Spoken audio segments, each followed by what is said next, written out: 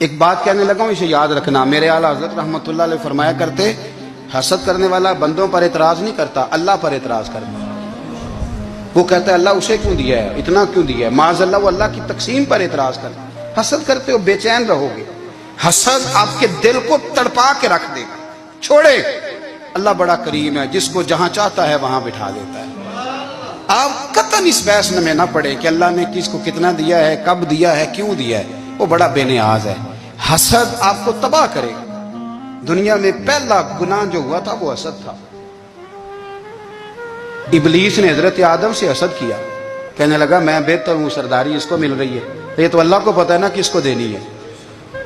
اور دنیا میں پہلا قتل حسد کی وجہ سے ہوا. حابیل قابیل کے درمیان حسد کا معاملہ تھا.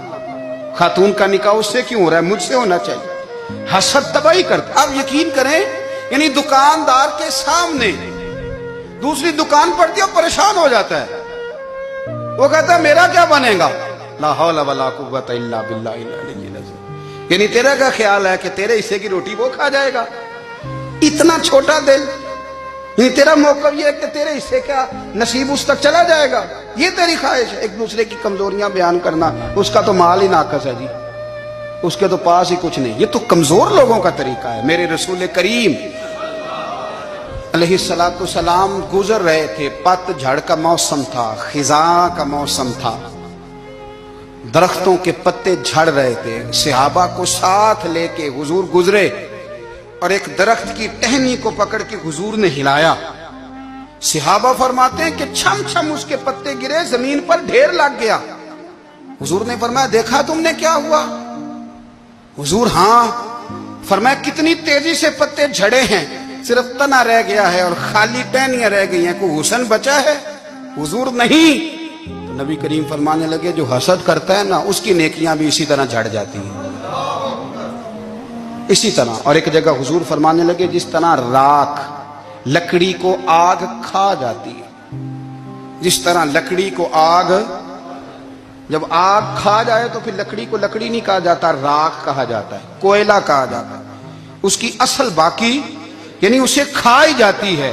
تو حضور علیہ السلام فرمانے لگے جس طرح آگ لکڑی کو کھا جاتی ہے، فرمایا اسی طرح حسد نیکیوں کو کھا جاتا. نیکیاں رہتی نہیں. حسد کرنے والے کے پاس نیکیاں یعنی ان کی اصل شکل موجود، کبھی بھی حسد نہیں کریں. اللہ کی تقسیم ہے، جس کو چاہے جب چاہے جتنا چاہے عطا کرے. اور چوتھی بات میرے بھائی، کبھی بھی بغض نہ پیدا کریں. بغض والے لوگ بے سکون رہتے ہیں. بہت ساری کمزوریاں ہمارے اندر ہوتی ہیں نا، پھر اللہ ہماری روزی تو نہیں نہ بند فرماتا. یہ تو نہیں کہتا کہ زمین سے نکل جاؤ. اگر یہی والا معاملہ ہو جو ہمارا ہے کہ شادی پہ اس نے میرے ساتھ برا سلوک کیا تھا، اب ساری زندگی بغض رکھنا ہے. اگر یہی معاملہ فرشتے اللہ کی بارگاہ میں کہیں کہ یا اللہ اس نے فلانے دن شراب پی تھی، اب اس کو زمین میں نہیں رہنے دینا، نظام زندگی چلے گا. تو اگر اللہ ہمیں معاف کرتا ہے تو ہم بندوں کو معاف کیوں نہیں کرتے؟ آپ یقین کریں اتنی لمبی عداوتیں، اتنا لمبا حسد، اتنا لمبا بغض، اتنا لمبا. حدیث میں نے پڑھی، میں حیران رہ گیا. میرے نبی کریم علیہ السلام نے فرمایا اپنی بیوی سے کبھی بغض نہ رکھنا. اگر اس کی ایک بات ناپسند ہو تو اسے چھوڑ کے وہ بات دیکھو جو تمہیں پسند ہے. میں اس حدیث کو پڑھ کے سوچنے لگا کہ کیا بیوی کا بھی بغض رکھتے ہیں لوگ؟ اب حضور نے کہا ہے تو اس کا مطلب ہے لوگ بیوی کا بغض بھی رکھتے ہیں. اب اس پر استدلال کر کے مجھے کہنا پڑے گا کہ سسرال والوں کا بغض بھی رکھتے ہیں. کہنا پڑے گا کہ بھائی کے سسرال والوں سے بھی بغض رکھتے. اس حدیث کی روشنی میں سمجھا کہ لوگ بھابھی کا بغض بھی رکھتے ہیں. بغض، ورنہ عادتیں تو ہماری بھی کئی بری ہوتی ہیں. اگر عادات ایک وجہ بنے اختلاف کی تو عادتیں تو ہماری بھی کئی بری ہیں، لیکن ہم اپنی بری عادتوں سمیت اپنے آپ سے پیار کرتے ہیں. اور سامنے والے کی ایک بھی عادت بری ہو تو اس سے بغض رکھتے ہیں. بغض نہ پیدا کریں. میرے نبی پاک علیہ السلام نے فرمایا کچھ چیزیں تمہارے دین کو مونڈ ڈالیں گی، تباہ کر دیں گی، کاٹ دیں گی. حضور کون سی؟ فرمایا حسد، تکبر اور بغض. یہ تمہارے دین کو تباہ کر دیں. ہم بے چین اس لیے ہیں کہ ہم نے بہت سارے لوگوں کا بغض پالا ہوا ہے، اور ہر فیلڈ میں سیاستدان نے سیاستدان کا، ذاتیات پر اتر کے بات کرتے ہیں، معزز ترین لوگ، تاجر نے تاجر کا، الا ماشاءاللہ بعض جگہ پہ اہل علم بھی ایک دوسرے سے عداوت رکھتے ہیں۔ خدا را دل رب کریم کے آنے کا ٹھکانہ ہے، یہ صاف ہوگا تو اس میں رب رسول کے جلوے ہوں گے، اگر اس میں عداوت ہو، اس میں بغض ہو، اس میں کینہ ہو، نفاق ہو، سنیں میرے رسول کریم حضرت ابوبکر صدیق رضی اللہ تعالیٰ عنہ کہتے ہیں میں رو ہی پڑا۔ مکہ فتح ہوا نا تو اکرمہ بن ابو جہل نے پیغام بھیجا کہ میں نا کلمہ پڑھنے کے لیے آ رہا ہوں۔ وہ بات لمبی ہے، میں موضوع پہ رہنا چاہتا ہوں۔ کہتے ہیں جب وہ آنے لگا نا تو نبی پاک نے ہم سب کو بلایا، ہم حاضر خدمت ہوئے تو حضور فرمانے لگے کہ اس کے باپ نے نا بڑا ظلم کیا ہے ہمارے ساتھ، ابو جہل نے بڑا ستایا ہے، بڑی تکلیف دی ہے۔ آپ مجھے بتلائیں کہ وہ ایک دفعہ کسی شادی پہ بحث ہوتی ہے بیوی کے بھائی کے ساتھ، پھر ساری زندگی اس بیچارے کو معافی، وہ 10 دفعہ گھر آتا ہے معافی مانگنے پر سوال ہی نہیں پیدا ہوتا، میں او ہو مجھے ہی کہہ دیا، یعنی پھر مجھے ہی کہہ دیا آپ نے اور میری شان میں بے ادبی، اور پھر میں معاف کر دوں؟ توبہ توبہ توبہ، یہ کیسے ہو سکتا ہے؟ میری ناک نیچی ہو جائے گی اور آپ نے مجھے کہہ دیا، سوال ہی نہیں پیدا ہوتا۔ اور یہ رونا میں اکثر ہوتا ہوں کہ شادی والے دن داماد صاحب کا زیادہ دماغ خراب ہوتا ہے، جب چھوٹی سالی کی شادی ہوتی ہے نا اس دن اس کو بخار چڑھتا ہے، کوئی اس کو کان میں کہتا ہے تیری عزت نہیں کر دیں، اس دن اس کا دماغ خراب ہو جاتا ہے، بچے اٹھا کے نکل آتا ہے، وہ بیچارہ سسر منتیں کر رہا ہوتا ہے کہ تیری مہربانی آ جا، یہ عزت کرا رہا ہے۔ تو میں نے کہا احتجاج کر کے جو عزت کرائی جاتی ہے وہ عزت نہیں ہوتی۔ ہاں یہاں مانگ کے عزت لیتے ہیں لوگ، یا احتجاج کی کوئی عزت ہے؟ آپ کے اندر کمالات اتنے ہوں کہ آپ کی عزت کرنے کو دل چاہے، یعنی مزہ آئے، یعنی لطف آئے، یعنی آپ دور بیٹھے ہوں تو کسی کا دل کرے آپ کو اسٹیج پہ بلانے کے لیے۔ یہ کیا بات ہوئی کہ چھائے جانا اور بھاگ کے آگے جانا؟ ان سے نکلیں۔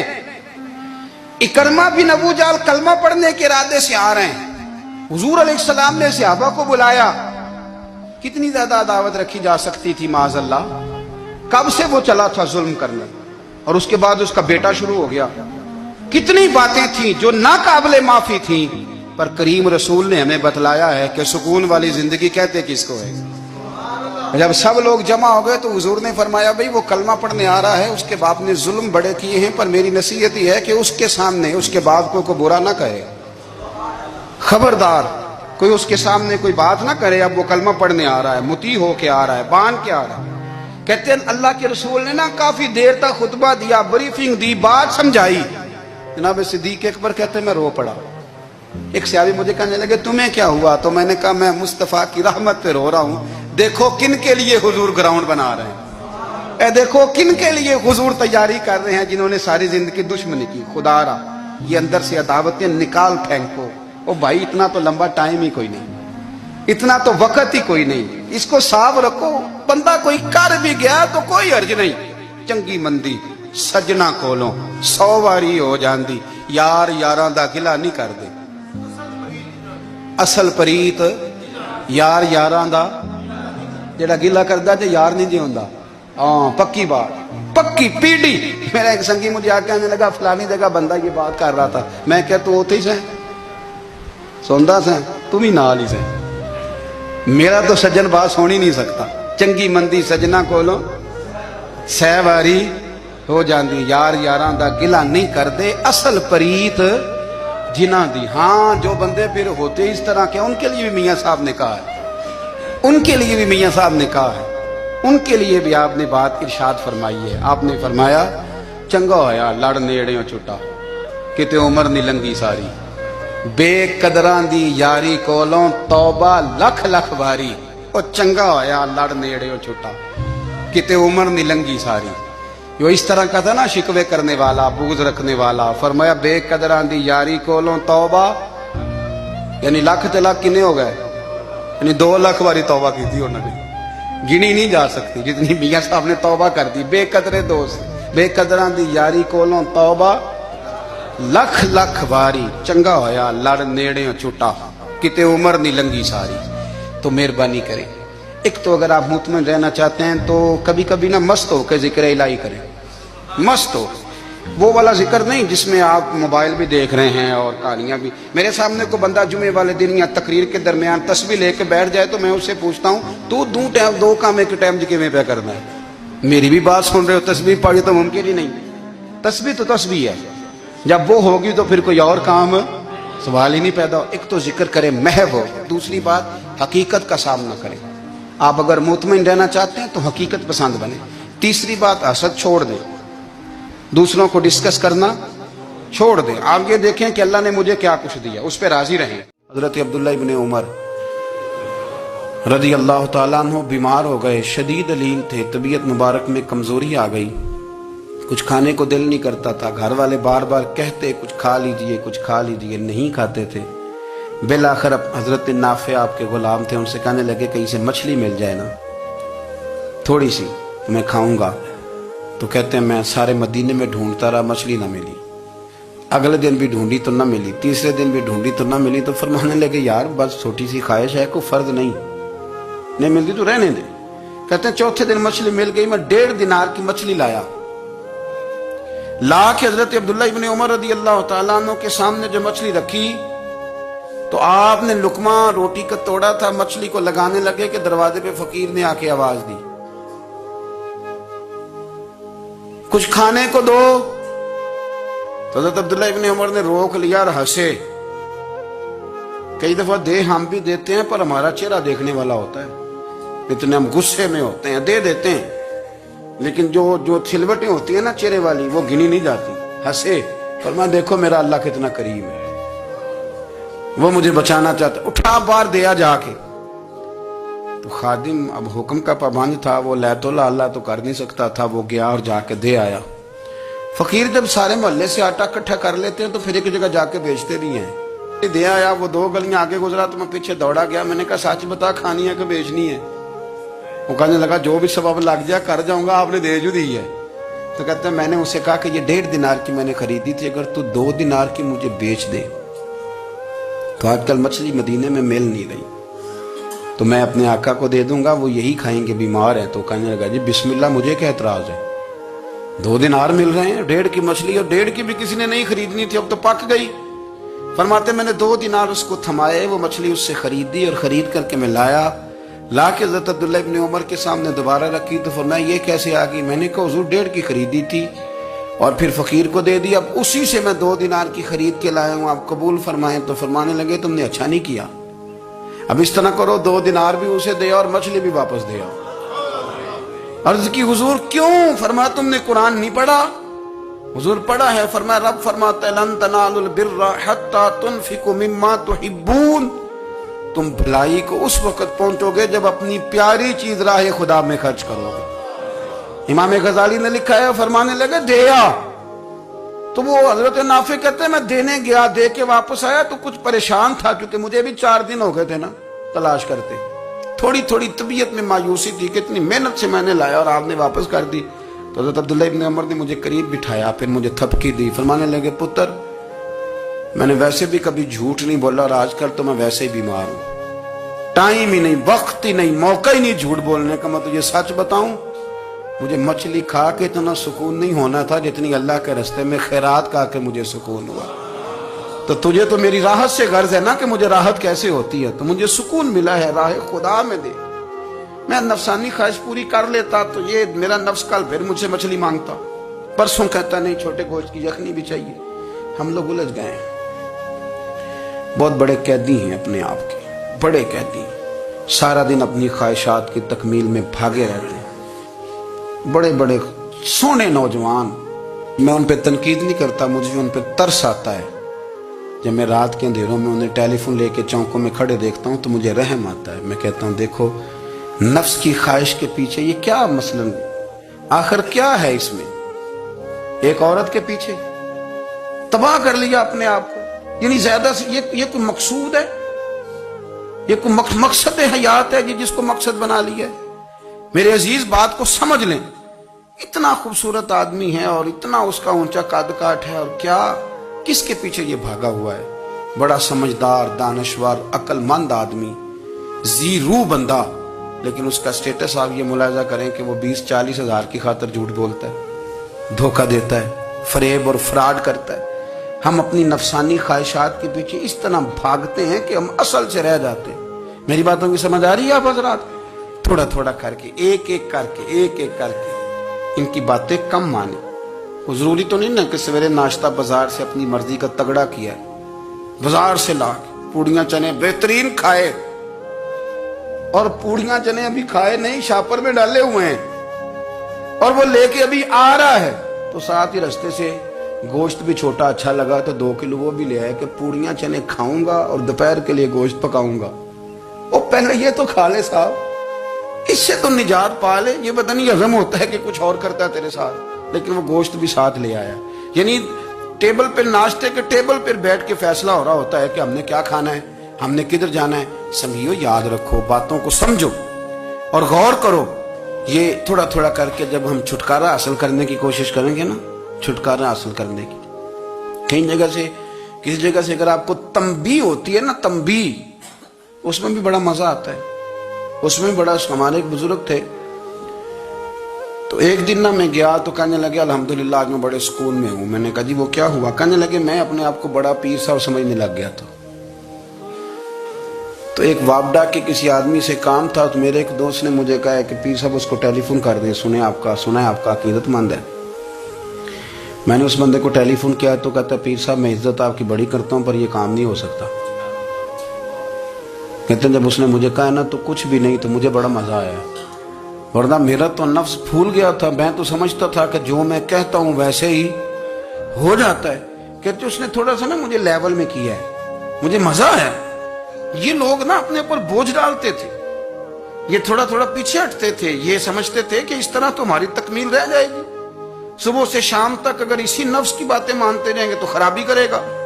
دولت کا نشہ ہے بھائی, دولت کٹھی کرنے والا کسی جگہ سیر نہیں ہوتا.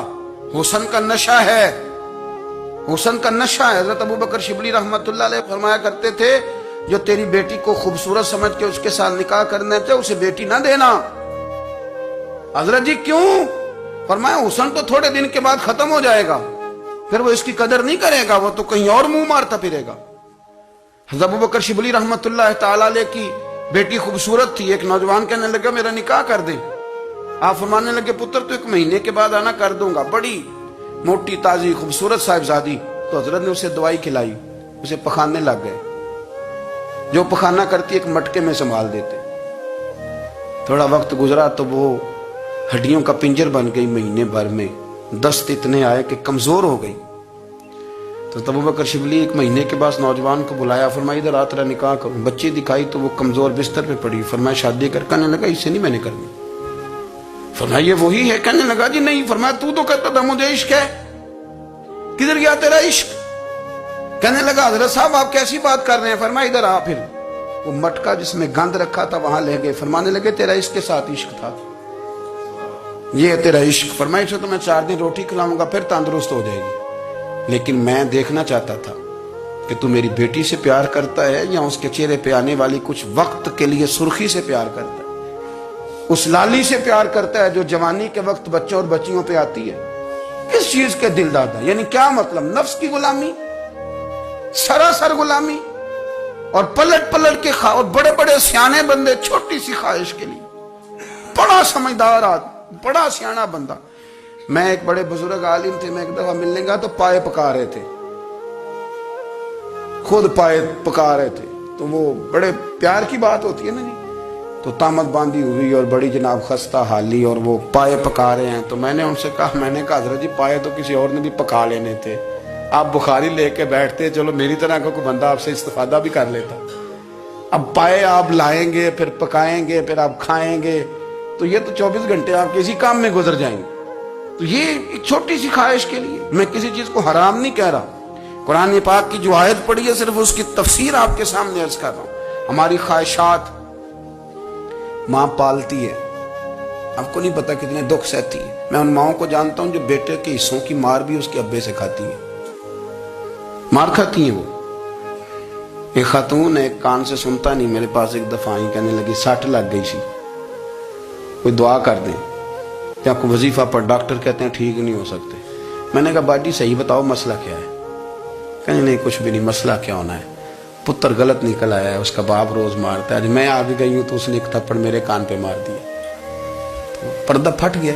माँ मार खाती हैं, लेकिन वो पुत्र जिसको बड़ी मेहनत से पाला है वो जवान होता है तो अम्मा से कहता है तुझे छोड़ देना है, पर जिस लड़की से मेरा टेलीफोन पे रहा होता है उसे नहीं मैंने छोड़ना, वो नहीं छोड़ सकती। हर शय कुचल जाता है वो। अम्मा कभी लेट के रात को सोचती है कि ये तो मेरी कुल कमाई थी, मैं तो आज भी इसके हिस्से के थप्पड़ अपनी गालों पे बर्दाश्त कर रही हूँ, तो ये किधर गया। अर्दशीर नाम का बादशाह था। हजरत मुहद्दिस इब्नुल जौजी आज से कुछ 700 साल पहले लिखते हैं। अर्दशीर बादशाह बड़ा खूबसूरत था, जवान था, बड़ा अक्लमंद था। उसने इस तरह के करीब करीब की सारी रियासतों पे कब्जा कर लिया। बड़ा अक्लमंद जीरक था, कब्जा हो गया। एक बादशाह बड़ा सख्त था, उसके साथ जब पंजा आजमाई हुई तो अर्दशीर कहता है उस पर मेरा कब्जा नहीं हो रहा था, और जब हमने सारी रियासतों ने मिलकर उस पर हमला किया तो एक किले के अंदर किला बंद हो गया। अर्दशीर बड़ा खूबसूरत आदमी था, बड़ा समझदार था, तो वो बादशाह किला बंद हो गया, उसने कहा निकलना ही नहीं। अब वो अंदर बंद है, यक बार की हमला किया तो वो बड़ा बड़ा किला था उसमें बंद हो गया। उस बादशाह की ना जिस पर हमला किया, उसकी बेटी अचानक एक दिन किले की दीवार पे चढ़ी तो अर्दशीर के हुस्न और जमाल को देखा तो आशिक हो गई, और अपने ही बाप के खिलाफ उसे कहने लगी कि अगर तू मेरे साथ शादी का वादा करे ना तो मैं तुझे रास्ता बताती हूँ हमला करने का। उसने कहा मेरा वादा रहा, तू रास्ता बता। उसने रास्ता बताया उस लड़की ने, और बादशाह ने हमला किया तो उसका बाप कत्ल किया, उस इलाके पे कब्जा किया शादी के वादे पर। हाँ हाँ, नफसानी ख्वाहिश बंदे को अंधा कर देती, नहीं समझ आती उसको मैं किधर जाना है, अंधा कर देती। हमला किया, और जब उस लड़की को लेके आया ना अपने महल में, तो पहले दिन शादी की पहली रात थी, तो बिस्तर बिछाया कनीज ने, तो वो कभी करवट उधर बदलती कभी उधर बदलती, तो बादशाह कहने लगा क्या है, कहने लगी बिस्तर में कुछ है, मुझे तकलीफ दे रही। उसने चिराग जलाए और जब बिस्तर उठाया तो एक इतना सा धागा निकला। धागे से अमूमन तकलीफ नहीं होती, तो उसने कहा तो इतनी नरमो नाजुक है कि धागा। कहने लगी मेरा बाप ना मेरे साथ इतना प्यार करता था कि रोज मेरा बिस्तर भी खुद बिछाता था, और उसने आला रखा हुआ था, वो नापता था कि कोई पाया ऊंचा नीचा तो नहीं, मेरी बेटी का बैलेंस सोते वक्त खराब ना हो जाए, और मेरे लिए गोश्त और कपड़े भी खुद पसंद करके लाता था, खाने पीने का खुद ख्याल करता था। अर्दशीर कहने लगा अच्छा वो इतना प्यार करता था, और फिर तूने उसके साथ क्या किया। कहने लगा बुलाओ कनीजों को। कनीजों को बुलाया, फरमाया इसको उठाओ और जल्लाद के पास ले जाओ, उसे कहो कि इसके बाल एक घोड़े के साथ बांधे, पैर दूसरे घोड़े के साथ बांधे, और एक घोड़ा इधर भगा दे, किधर भगा दे। ये जिसके बाप ने इतना प्यार किया, ये नफ्स की इतनी गुलाम है कि उसकी वफादार नहीं रही तो मेरी वफादार कैसे बनेगी। इसने इतने नाजों से पाला कि धागा इसे बर्दाश्त नहीं। ओ यारो याद रखो, अगर नफ्स की गुलामी करो, बड़े बड़े वफादारों को छोड़ के गुलामी करो, तो फिर कहो वफादार मिल जाए। कोई बोल हवा लड़ा ना बोल बैठी, उनके खसम नाराज बड़बोलियां दे, कां सिर खाए ते बुलबुल ठंड पाए।